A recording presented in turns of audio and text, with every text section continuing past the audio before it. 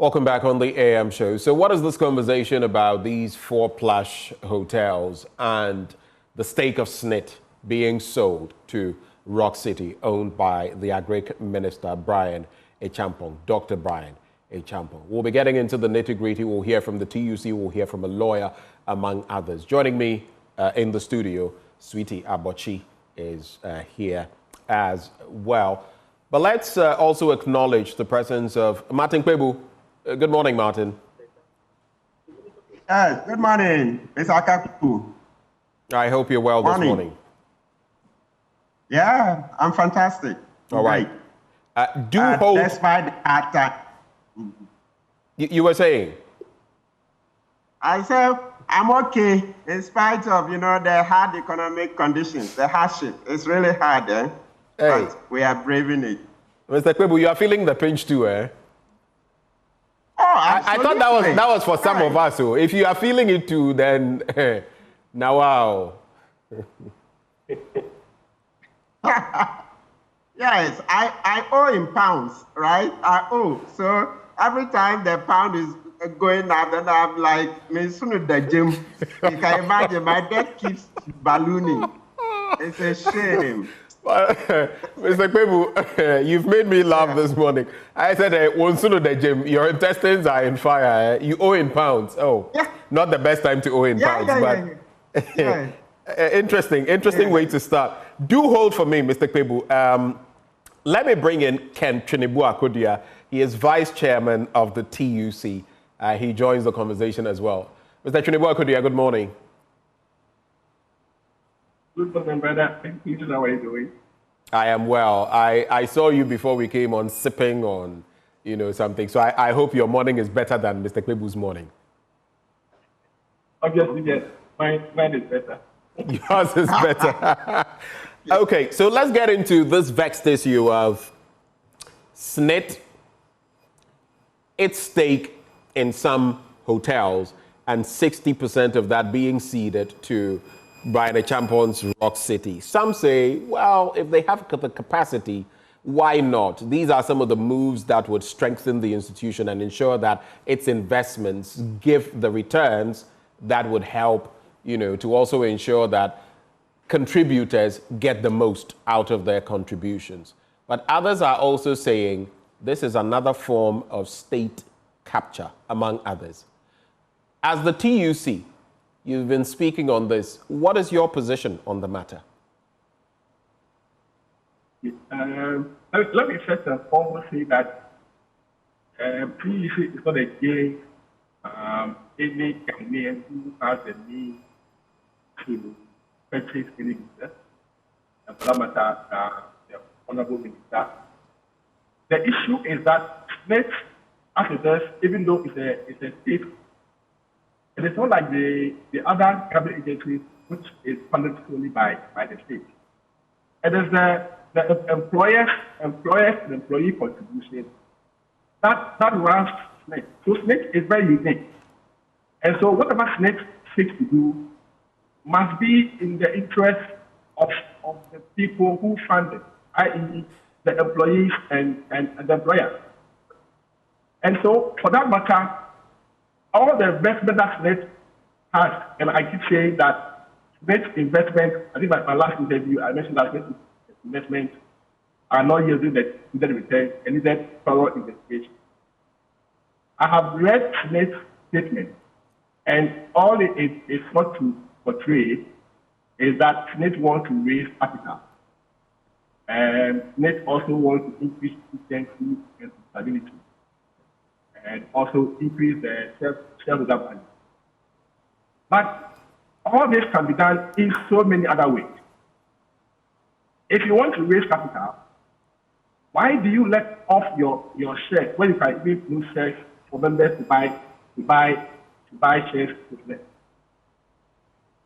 Efficiency is also not only about raising capital. It's about putting in the right management to engender efficiency. So for us as trade union, what SSNIT seeks to achieve, for us, can be done by so many other ways if they had consulted, if they had engaged the stakeholders. organized labor and rest are key stakeholders in SSNIT, not the government. But like I said, where you have, like you also said, you have an institution being headed by a politically appointed person, where you have 8 board chairmen being appointed by a politically headed person, and you have that institution selling some viable hotels to other politicians, then that cannot be taken for granted. It raises issues about morality. It raises issues about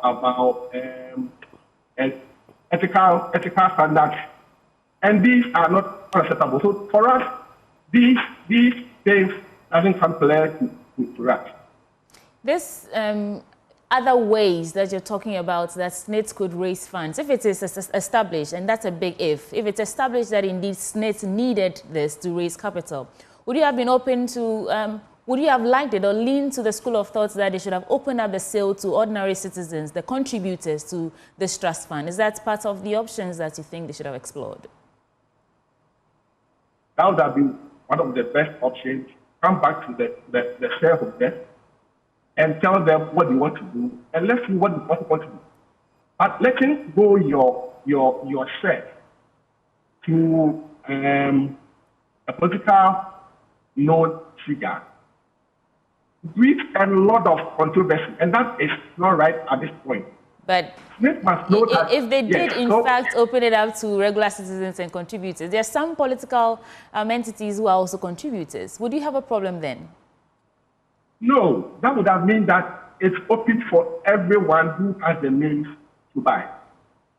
The medium we are using can be very controversial, and that is what we don't want. We don't want in this situation where state institutions headed by political appointees to be selling those institutions to political heads. That is not acceptable.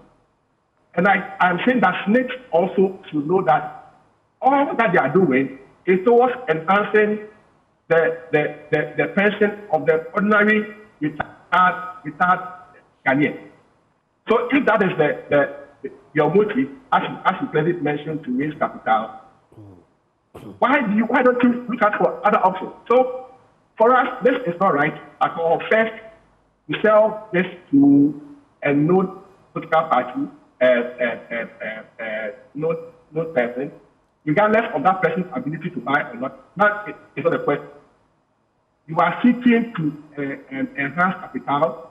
You are seeking to increase profitability, seeking to engender efficiency. It's not the only means you can do to sell to a business of state.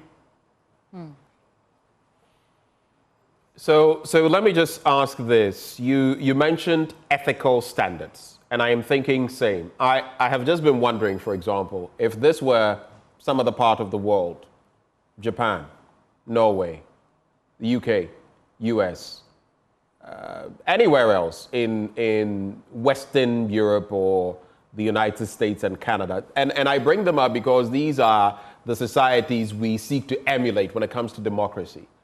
Would this even come up where someone who is a minister or a secretary would then have his or her own institution going for such a scheme? So when you say ethical standards, how does that reflect on what is happening? You know, it's like the Bible says, you can do all things, but not all things are essentially to be done.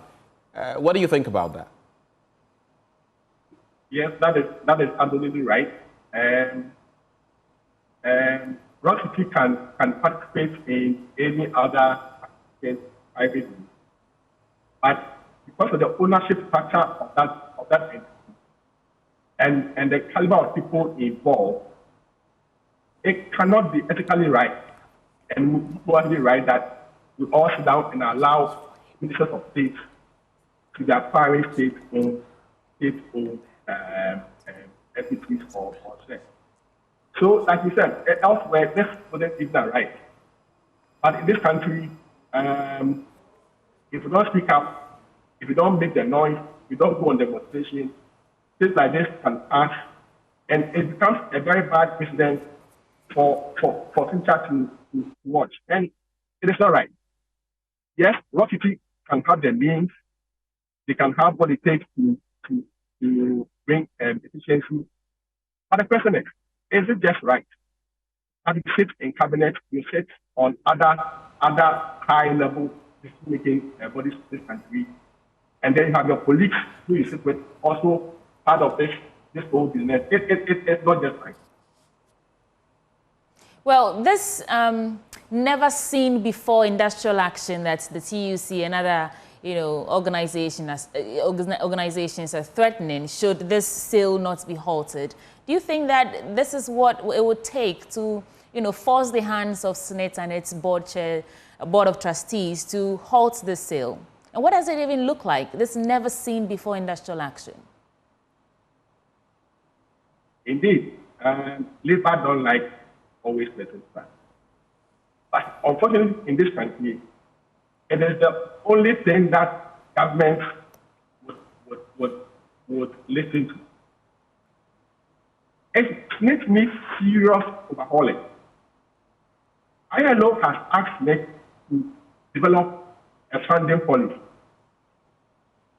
policy that will revive their investment, that will revise their programs and their policies, and that will also engender increment in contribution. Since 2014, ILO has been on SSNIT for this to be done. SSNIT is not bothered. Every indication is that SSNIT is heading towards a point where, if not careful, it cannot give the retirees what they deserve. Right. SSNIT is about 52 years old. They've not introduced new benefits to. Right. So Ken, we've established the fact. So what does this industrial action look like that you think would actually force the hands of the entities involved, the people responsible for this, to halt the sale? What does it look like? Paint the picture for me. Every public institution in this country will close. It includes government ministries, FDAs. It includes the schools, the universities. It includes the hospitals. It includes aviation. It includes BRA, GRA. So we are all just shutting down because this is about our future. All the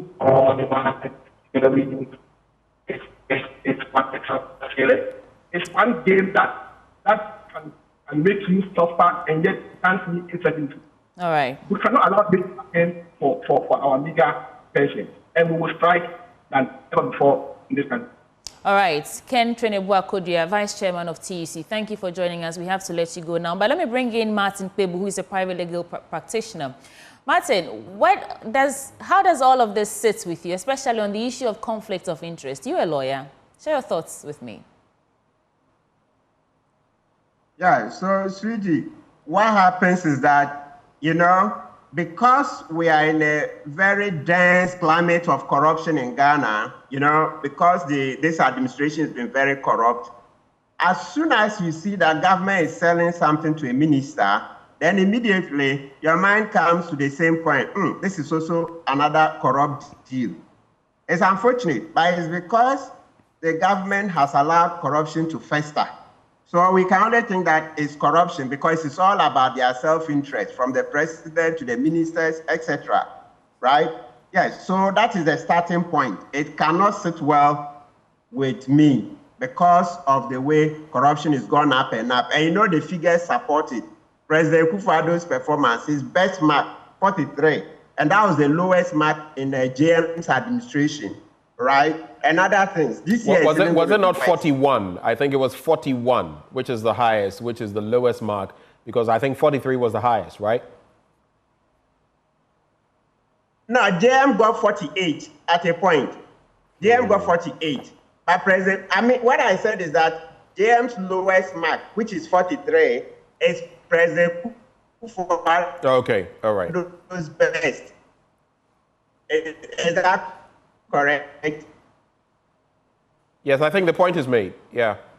That's what I meant. So that's the first. Now, the second point is, why does SSNIT bring out the document that justifies this kind of sale? You're going to give us 60%. How is that 60% going to lead to you getting better outcomes? Can we see the document? SSNIT should publish it so that we can read it and interrogate. But SSNIT should have known that this transaction will leak. And so they should have been proactive by making all these kinds of documents available. You see the statement that TUC issued. They make it clear that at the SSNIT board meetings, their representatives told SSNIT that no, they are opposed to the sale. So SSNIT should have known that if this is really a good deal, then they should publish the documents. So for me, the next step is that if SSNIT can prove through the documents, then we can look at it. But the starting point, as I've said, is that this looks like a corrupt deal. Absolutely. Because that is the stock in trade of this government. Corruption all over. So let's bring out the documents and then we can interrogate publicly. Then we can see if really this will pass. But as Mr. Akapo mentioned, the Bible says it. Yes, you may have the right to do all things, but not all things are expedient. Why would Brian Champon want to buy these? All right. He says he's building rock city. Okay. Martin, hold for me. Let me bring in now the ranking member of the Employment, Social Welfare and State Enterprises. I thought you were going to ask a question. Yeah, but just hold for me. Let me bring in Dr. Kwabena Donkor, and then we'll come back to you. Dr. Kwabena Donkor, thanks for joining the program. Okay. Are you on? Yes, please. Great. So one of the issues that has come up is that for Brian Champong, who is a politician, entering a sale like this without permission from Alban Bagbin is a breach of parliamentary protocol. How does this reflect the work that Parliament is trying to do, and what are you going to do about it from your committee? Well, I can't speak for Parliament, and I'm not responsible for government assurance. My concern about this transaction is the very excuse SSNIT gave. If you look at their press release, the very first paragraph, SSNIT claims that they are selling of their Your voice is a bit far away. Could you speak up, please? Yeah. Is it better now? Yes. Yes. If you look, I am not even going to go on the ethical, political, and legislative issues. I want to even look at the business case. And for me, as a ranking member of State Enterprise, it is so important that we place a lot more emphasis on business decisions. SSNIT says is selling off its equity in order to re-inject money into the hotel. Contradiction in terms. You are not the sole shareholder of the hotel. You are the majority shareholder, at least according to their own documentation. And therefore, if you need to recapitalize, if you call for a rights issue or inviting debt, if you are calling for a rights issue, the very nature of the rights issue would dilute your shareholding because other people will come in with equity. If it's debt will not dilute your equity. But you cannot dispose of your equity and say you want to re-inject money into it. It doesn't work that way. Well, in their defense, they're not disposing of it. They're only selling 60% of the stake. Are they the sole shareholders in the hotel? Are they the sole shareholders in the hotel? They are not. So 60% of what? 60% of their holding or 60% of the equity in the hotel? And you can also look at it from this angle, Dr. Kwabena Donkor. If you're disposing of 60%, that means that whatever stake you may have had, 60% is gone, which would then shift whatever the ownership was. If you had more powers on the back of being a majority owner, now you shift to becoming a minority owner, right? You see, more importantly, what SSNIT, for me, what SSNIT has not done, and I've looked at their 2022 financials, SSNIT is a pension fund, and therefore it should make profit, accumulate revenue to pay future pensions. If you look at their financials, the return from their hospitality assets, is it lower than returns from other areas of investment? If it's lower than other areas of investment, including government bonds, then you can make a business case. But in the 2022 financials that I have seen, it is not the least. In fact, it's higher than some other returns on some other investment. So what is the business case for disposing of that? Dr. Kwabena Donkor, let me bring you back to memory this International Labour Organization's report that projected that by 2036 or so, SSNIT will not be able to pay its beneficiaries. Do we see any connection here between this attempted sale of 60% of stake in these 4 hotels and the depleting reserves of SSNIT? Is there something here to look out for? Not necessarily.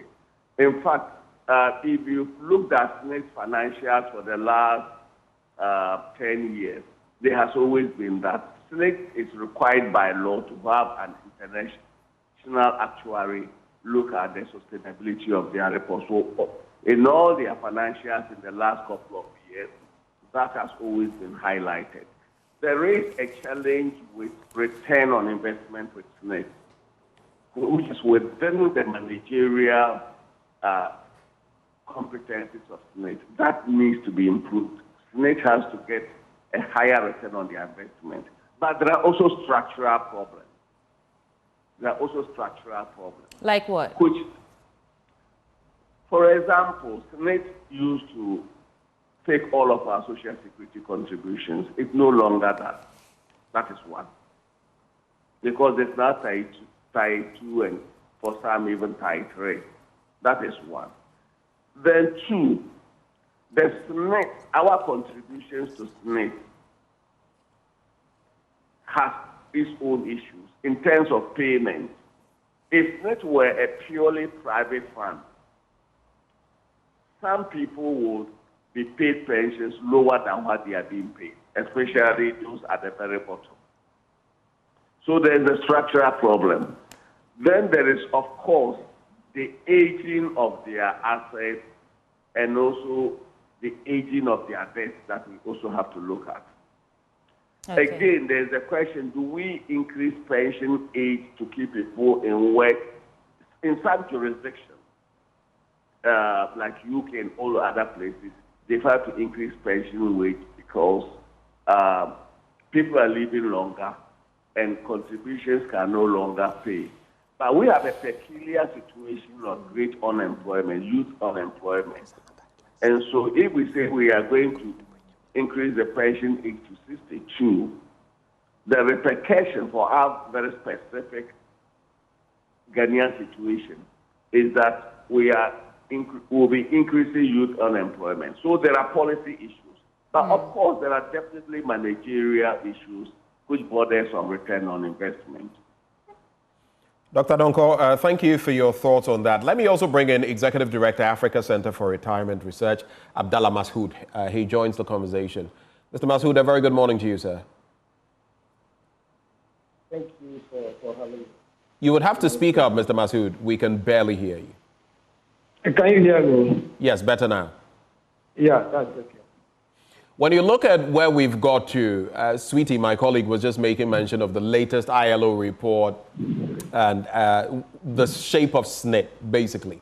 But we are looking at the current situation where shares or stake is going to be sold in 4 hotels to someone who is a bigwig in the current administration. From the business perspective, from other perspectives. We are looking at retirement benefits. Have you seen these happen in your experience? Is this normal practice as far as what you know is concerned? Okay, thank you very much, Ben. Yeah, I think you asked the question of whether the recent picture that we have... Mr. Masood, Mr. Masood, you're Hello? still going back to sounding a bit muffled. Hello, can you hear me? It's better. Go ahead. Yes. What I'm saying is that I would like to start with your question about if there's a connection between the recent actuarial valuation report and SSNIT investment performance. You see, actuarial valuation report is something that needs to be taken serious. And let me take you back a little bit. In 2011, an actuarial valuation was conducted. And the results of the scheme were set to complete by 2031. Let's get the figures right. By 2031. Then 3 years later in 2014, another actuarial valuation report was issued. And the complete date came to 2042. 3 years later in 2017, another valuation was conducted. It came down to 2037, that is by 5 years. Then the recent actual valuation report that we are currently discussing, the defeat date has come down to 2032. If you look at the trend, where are we going? What the trend is going to tell us is that we are getting close to the present. Abdallah, if you're moving, sorry to interject, if you're moving, could you please stay at one place? There's a lot of interference from... I'm not moving, I'm just sitting at one place. Okay, then just reposition and let's try again. Okay. Okay, please go ahead. Is it okay? Yes. Yeah, so in each of the actuarial valuation reports, there have been recommendations. And over the period, we have done nothing about those recommendations. Now, let's talk about, so there's a clear relationship between investment performance of the trust and the ILO report or the picture that ILO reports are painted. If you look at the investment performance of the scheme in the last 8 years, SSNIT has posted, out of the 8, SSNIT has posted 5 negative real returns on their investment. And that is a major cause for concern as far as the long-term sustainability of the scheme is concerned. This investment performance is resulting from people taking advantage of the situation. If you break SSNIT investment portfolios into two, one in which they have major shareholding and one in which they have less control, you realize that the ones in which they have major shareholding and hold control are not doing well. They are not, giving us the right return. And it's all because the members of the board in there have short-term interest. And they simply take advantage of the situation. And that is how come such investments are not performing. Now, you talked about Honorable Abdulka's petition to strike. It's not very clear what they'll be investigating. Are we looking at possible procurement breaches or looking for conflict of interest situation or seeking to establish if the transaction met best practices in social security administration?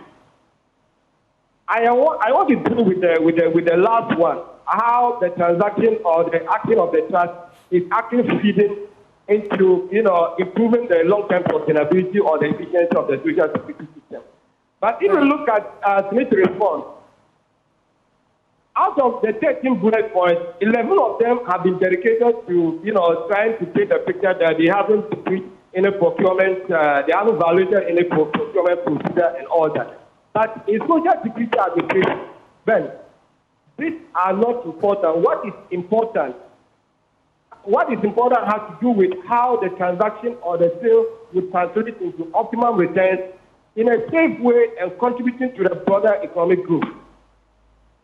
If you look at Honorable Brian Temple's Rock City trying to swallow 4 major public investments of the public pension system, and you feed that into standards and best practices across the world, you will realize that this is not passed. This is not going to pass the test. And so, I don't know for trying to do due diligence in the matter, especially when it has to do with really sizing up to see whether the objective of, creating an efficient pension system or improving the long-term sustainability of the scheme, as a result of which they are, having 50% of their shares. For trying to do something like that, there is the need for them to have some technical measures behind them. Because it's not just about ensuring that they certify the procurement procedures and all that. Look, in social security administration, we don't look at those things. All right. So you've, Masood, you've spoken about best practices elsewhere, among others. In a nutshell, what are you saying? Is this wrong, Abid Initio, right from the start? Is this wrong? This cannot be done. Is it wrong? This cannot be done. And I am saying it cannot be done because, look, do we know, what do they call it, the shareholders of Rock City? Have we looked at their track record? Do we have law supervision report attached to the documents that they presented? There are a lot of questions that need to be answered. And even before we go in there, you realize that, what do they call it, this transaction is not going to pass the test. As far as best practices in social security administration is concerned, this is not going to pass. And for me, I think... And it's not going to pass the test, and it's not going to pass the test because...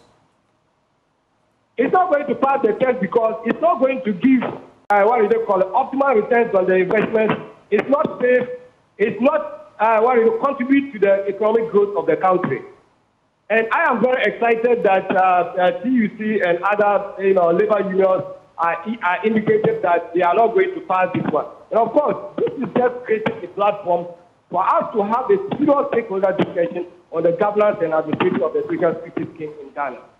Because a lot of people are taking advantage, especially politicians, they're taking advantage of the gaps in the governance structure, and then they just deteriorate the scheme over time. I think something needs to be done, and this must be halted. Okay, so you say this stakeholders. You say this. Let me just make this last one then. If we are looking at efficiency, there is a need for stakeholders to broadly look at investment function of the state. One thing I just want to say is that stakeholders are sleeping on most of the important issues on social security administration and governance. At the time the decision was taken to sell 50% of course, representatives of the workers' unions were part of the decision. Why are we talking about it right now? It's something they should have put over to their members so that we can discuss rather than wait and be reactive at this point. Right. I just want to, this one question that has been raised by Mr. Masood, I'll bring it to both Dr. Kwabena Donkor and Martin Kpebu before Sweetie also comes through with some questions. He talks about the shareholders of Rock City. How important is that in this conversation we're having? I'll start with you, Martin Kpebu. The shareholdership of, or the stakeholdership of Rock City in the midst of all this. How important is it in this equation? It's very important because, as I already mentioned, the matter of corruption, you want to check to see if any of these directors of SSNIT and also any government appointees or their relations have an interest in Rock City. Yes. Yes, that's the whole thing. Yeah, so that's why. So you just don't even look at only the shareholding. You also ask for the beneficial ownership of the shares. Because in law, Mr. Akaku, I can give you the shares if I'm a shareholder of Rock City and then I want to hide my face. I can give the shares to you, Mr. Akaku, to hold as a trustee. So nowadays at the Registrar General, Register of Company, you also have to show the beneficial owner. So Mr. Akaku can be the shareholder on the paper, but if it's owned by somebody, you are required to disclose because we've seen that politicians and other people caught by various rules, including conflict of interest, try to hide by asking that others hold the interest for them. So it's very, very important that, yes, we go into the shareholding and the beneficial ownership of the shares. Okay, so that is where you would want to lift the veil. Dr. Kwabena Donkor, are you in agreement on that point? Hello, Dr. Kwabena Donkor. Hello, can you hear me? I can hear you, sir. Yeah, it is important we know who the shareholders and beneficial owners of the entity are. But more importantly, we also need to see the track record of the hotel group that wants to buy the asset. Do they have a 5-year track record of good performance? Because one of the aims that SSNIT has publicly stated is that they want to bring in private sector management. Has Rock City published its financials for the last 5 years or so? And has it been profitable on those 5 years? What has been the return on investment? If you are bringing in a private equity participant on the basis of performance management, then we must know the track record of that entity. And so far, I have no idea of their published audited financials for the last 5 years. And it's the minimum we can look at, not just the money. Right. Let me come back to Martin. Thank you, Dr. Kwabena Donkor. Martin Pebu, so there are a lot of details that are lost in all of this. You know, we don't know what the terms of payment are, terms of sale. We've not seen the, the details of this criteria that SSNIT is saying that based on that, Rock City emerged the best. But Shraj has responded to the petition by Honorable Samuel Okudjeso-Ablakwa. And there's also this looming industrial action by TUC. I want you to help us bring it home. What should be done from here? Legally, I mean. Martin, are you still with me? Yeah, so, yes. So, SSNIT should hold on with the transaction. Yes, hold on until Shraj is done. And then we'll see where the chips will fall, right? Also, let's note that in the TUC's letter, you see they are complaining that the terms of the payment have been varied. The very point you've raised, Sweetie, the point you've raised that we don't know the terms of the payment. And SSNIT, the TUC is complaining that the terms have been varied. So you see why in my initial submission, I said SSNIT should publish all the papers so that we can all read through. Right. Sunshine is the best disinfectant. Sunshine is the best disinfectant. Let's all have an opportunity to see what the documents are.